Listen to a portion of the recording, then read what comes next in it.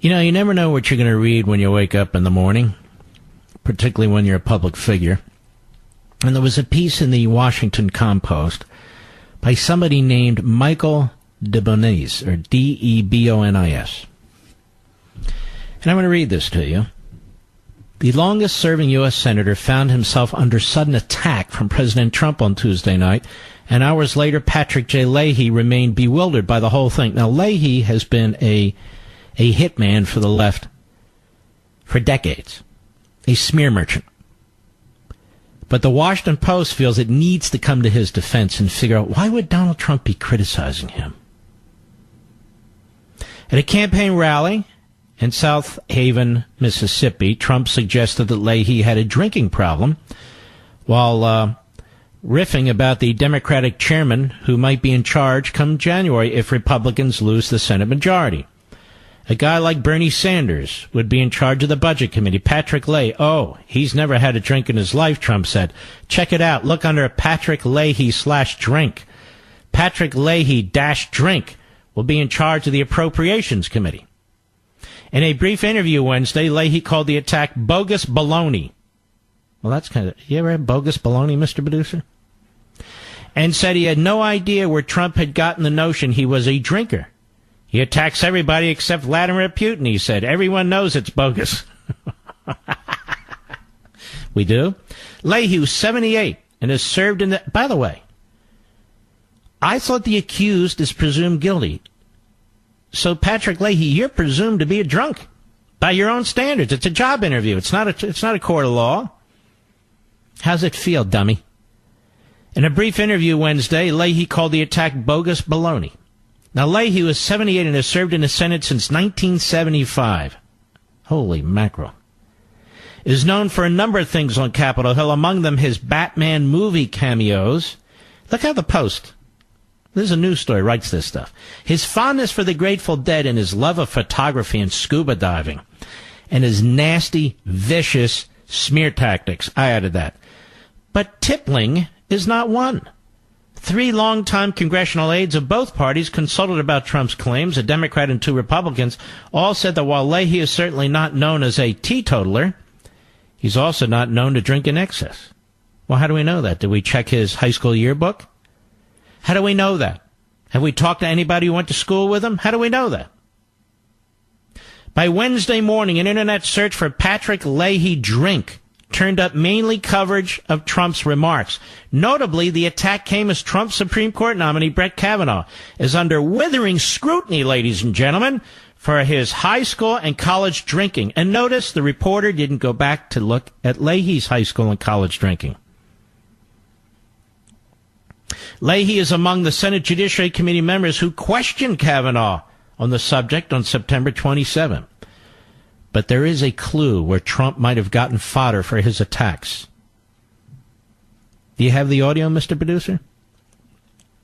In 2010, conservative talk radio host Mark Levin, 2010, conservative host Mark Levin, well, that's an improvement over a right-wing conspiracy theorist, aired an extended, hold on, computer's bonking out on me here, aired an extensive, aired an extended bit on a speech Leahy gave on the Senate floor at 9:41 a.m. on January 28, 2010. Hell, it's almost 9 years ago. Criticizing the Citizens United versus FEC Supreme Court decision. And sound effects of a beer pouring in a cup. Levin accused Leahy of slurring his speech. Quote, I think we have a senator with beer breath. I could be wrong. I leave it to you to decide. Honestly, he sounds drunk to me. There's one problem with Levin's accusation. Leahy just happens to sound like that. C-SPAN video of other... I want you to think about it. I did a bit on Leahy. This idiot with the Washington Compost is digging deeper. Well, we checked with 3 congressional, and then we went back to C-SPAN. Although they never did go back to high school or college with Leahy. And we all know, Washington Compost and Mike, whatever your name is, we all know. Guilty as accused, pal. That's your standard. Leahy's speeches around that time show him speaking in a similar manner. And in a hallway interview Wednesday, he sounded much the same. What, he sounded drunk? Leahy said he had no idea about any interaction where Trump might have gotten any impression about his drinking habits. The only personal encounter he could recall was Trump's 2017 inauguration, an episode he called very pleasant but devoid of alcohol. At 10 o'clock in the morning, walking through the Capitol, he said no.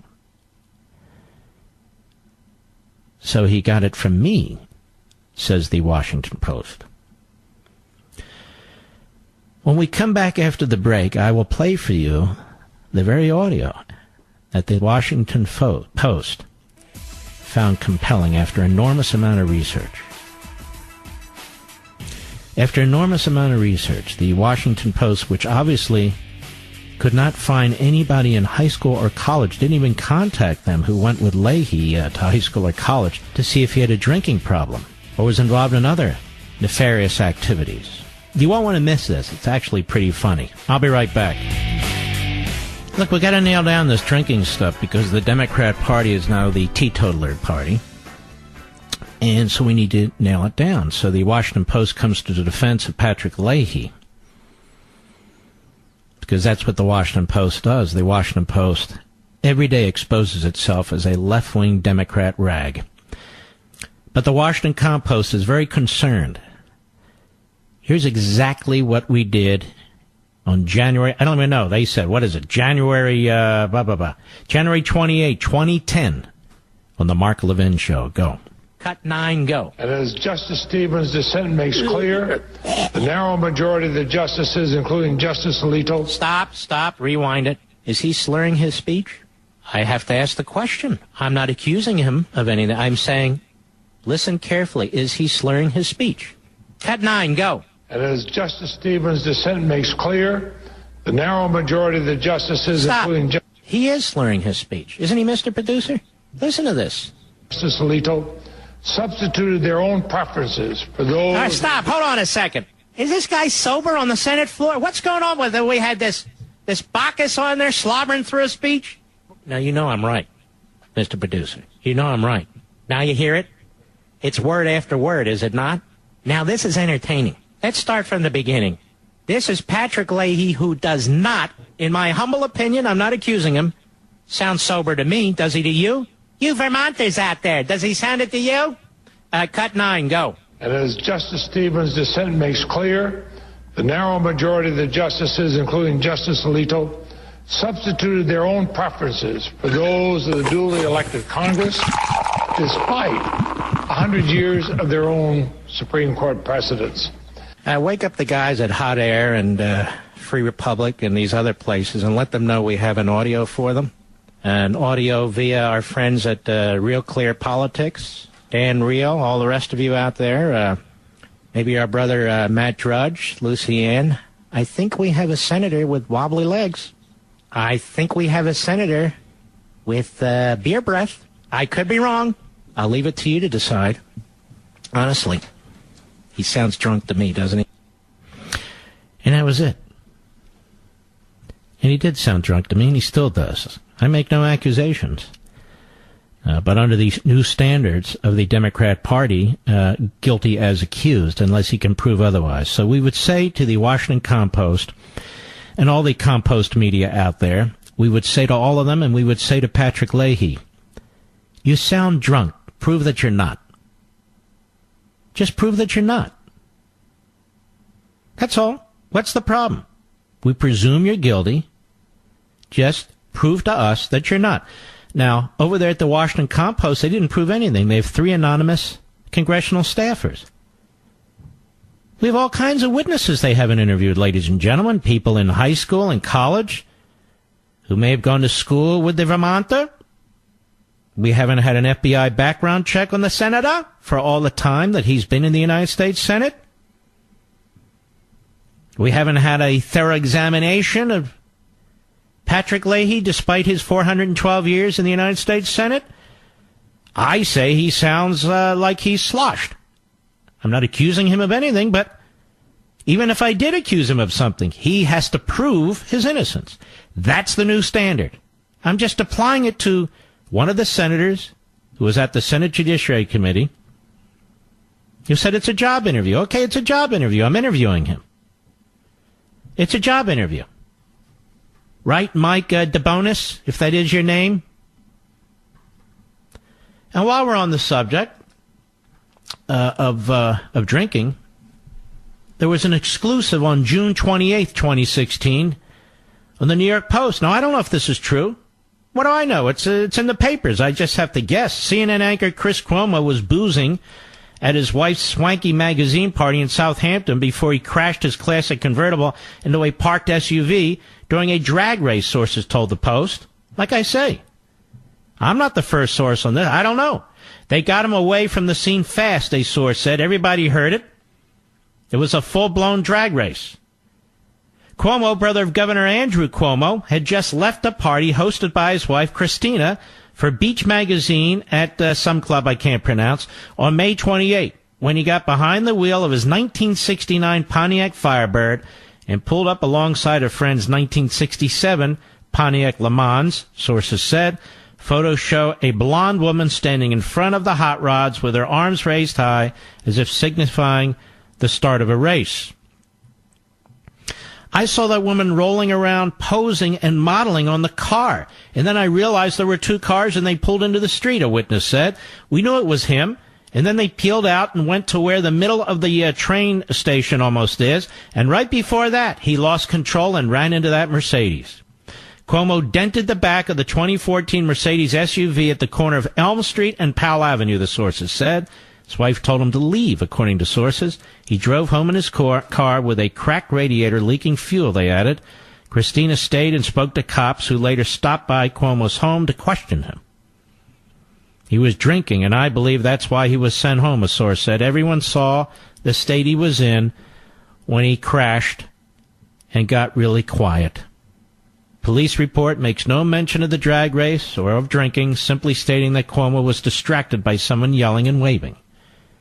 A source close to Cuomo offered the same explanation, saying the CNN host had been waving as he peeled away from the party and lost control. Other pals have given different stories, saying that the woman with her arms up was pretending it was a starting line, sure, while onlookers took photos. When Cuomo turned away, he bumped into the SUV, the source said.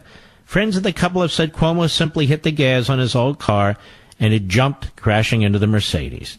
And one source said Chris had a drink at her party, but he certainly wasn't drunk. Now, I didn't write this story. I don't even know if it's accurate, but Chris Cuomo's guilty. Guilty as accused by the New York Post, page 6. That's the way it works. Plus, he's a white male, so we know he's guilty. Right, Chris? All right. I think we're going to have a fun couple of months, don't you? The great KSFO, Tom in California. Go. Hey, Mark. How are you? Thank you for having me on. Been listening to you for years. Thank you. I was traveling. My wife and I have an anniversary. It's also on her birthday. And I was traveling down south in California, and I just heard this guy speaking. And that is the absolute first thing that I said. Okay, I know that was an older version, but this one, when he was just speaking at the hearing, I heard it on Friday for the first time. That's the first thing I said. I'm like, what is wrong with this guy? He sounds loaded. The guy sounds like three sheets to the wind. And we just heard you on the radio. Me and my kids were in the car with me, too. And we all started laughing because they're like, Dad, that's the first thing you said about this guy. And well, shouldn't we know if a United States Senator, I mean, we can't rely on the Washington Post. It's utterly unreliable, ideologically driven, and a yellow newspaper. That is yellow journalism. Shouldn't we know, as a matter of fact? I mean, after all, he's guilty. Is he not guilty as charged? We're talking about this guy speaking that was drunk, right? Yes, Mr. Leahy. Now, we don't know if he was, but the indication is, to my ears, that he was slurring his speech. Therefore, he's guilty unless he proves otherwise.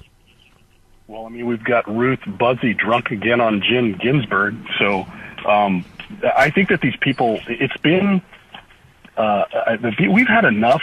That's what got Trump elected, is people just had enough of this whole deep state stuff, deep state things. You know, I've come to the conclusion, you know what people love about Donald Trump? There's two things. Not only is he pushing a conservative agenda, And most Americans really are conservative when you really think about it. But he fights back. He's the first Republican to fight back the way the Democrats fight him. What do you think of that, Tom?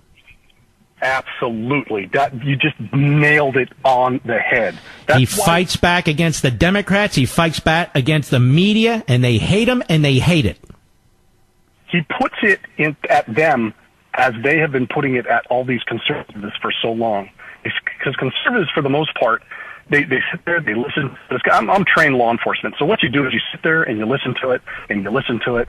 Your silence does not mean that you agree with them. It does not, mean that you support them.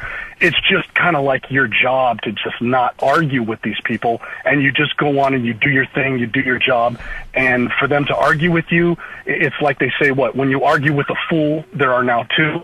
Well, yep. Conservatives tend to say, you know what, instead of arguing with you, I'm just going to say, okay, I understand your perspective, I understand your opinion, and I respect it, and blah, blah, blah, blah, blah, and they back up. No, I like it when they say the honorable gentleman, when in fact he's not a gentleman or honorable. But I'll tell you this, my friend, I think that's the case. Look, Lindsey Graham has completely remade himself by giving the speech he gave on the Senate Judiciary Committee, has he not?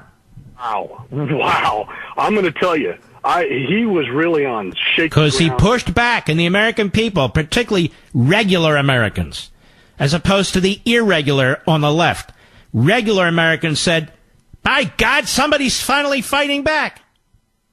And you see what they did to him? You see what they did to him? The conservatives have been doing this for far too long, where as soon as Lindsey Graham speaks up, all of a sudden, oh my God! I saw pictures of him on Twitter put out there by Arnold's wife. What's her name there? She's like, could you imagine this man? Yeah, this man. Look at his face. Oh my God, what an animal! And I'm thinking, we don't need lectures from her. All right, Tom, you're in San Jose. We love San Jose. Not too far from there is my favorite donut shop, Stan's, as you know, in Santa Clara. And by the way, we have killer ratings on KSFO, and particularly in San Jose. Did you know that? Yes, I do. I'm one of them. Well, thank you, brother. And you be safe. You're in law enforcement. You said you be safe. Chris, Doylestown, Pennsylvania, on the Mark Levin app. Go.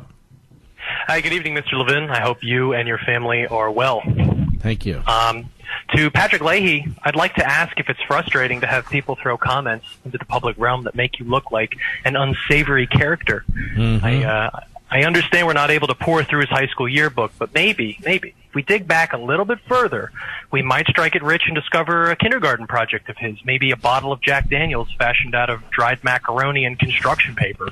You never know. The fact of the matter is that I believe Kavanaugh will be confirmed. But I also believe that chopping a man's reputation in half over baseless accusations is dangerous, and I think it sets a terrifying precedent. Mr. Levin, I've been listening to you since I was in college at Temple back in 2007. Oh, boy. I consider myself very lucky to have found you. That's really all I got to say. I'm just throwing my 2 cents out. You're very, very kind. I went to Temple, too, and I still came out of there a conservative, just like you. Yeah, I don't know how I did it. You helped, that's for sure. Well, thanks, Chris. I appreciate your very, very kind call.